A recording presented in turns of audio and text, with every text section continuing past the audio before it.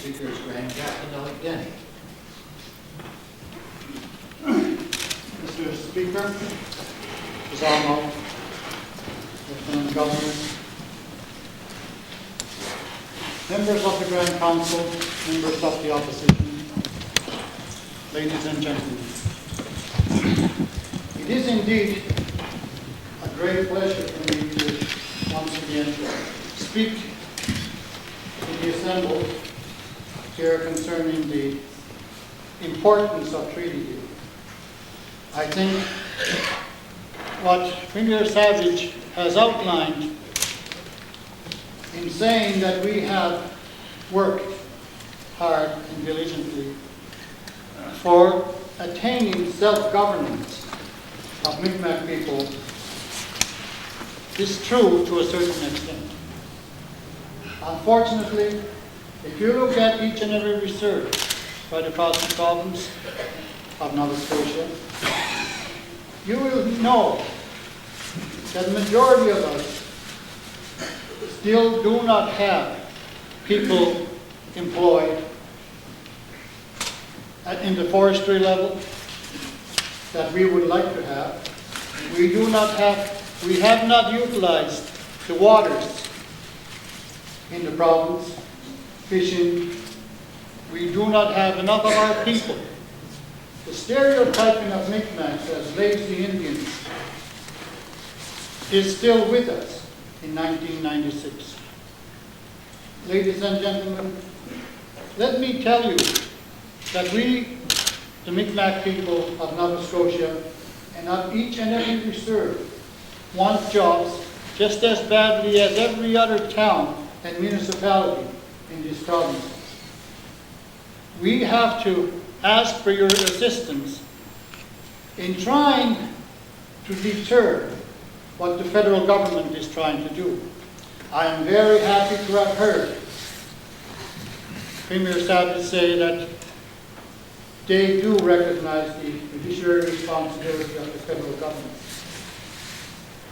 But the changes that are coming, the changes that are going to be implemented by the Minister of Indian Affairs under the federal government, the changes of the Indian Act, you must try to help us in making sure that those things at least are stopped. You have heard our national leaders say that the changes that are being implemented are basically implemented for the sake of big banks. But look around us. Look at Nova Scotia. Look at every province in Canada. How do they operate? Those and every one of us, every one of those provinces are owned by the banks. It's ironic, isn't it, that the largest reserve in eastern Canada, Eskasoni, we have tried for 5 years to get a bank in that community. Every time we tried, they tell us, okay, give us a year, we'll work on it. Mr. Premier and the opposition members, if the banks of Canada do not want to come, all I ask for is, would you help us in getting the banks of America, United States of America, to come? Because our native people in America are more than willing to come out and start banks at our reserves.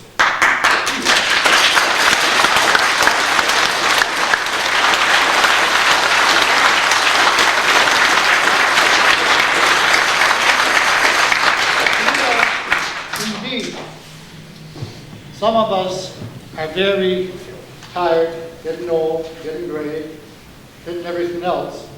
But most of us are young people.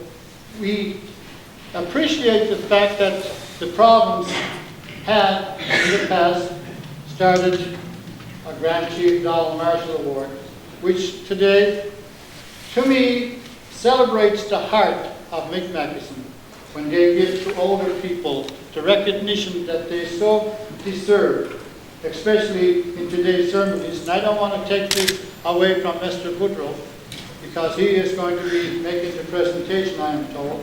But wholeheartedly, I appreciate the fact that these elders who have done and kept one facet of our culture alive and well in 1996.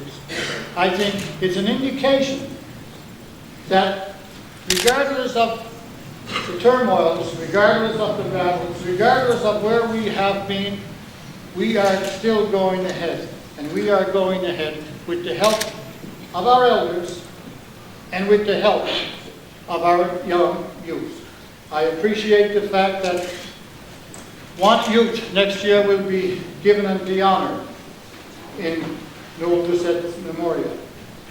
I appreciate that very much because this is one of the things that we need. But I would further appreciate if the government can, in some way, shape, or form, put a finger on how many jobs our people are going to be getting in years to come. Thank you very much.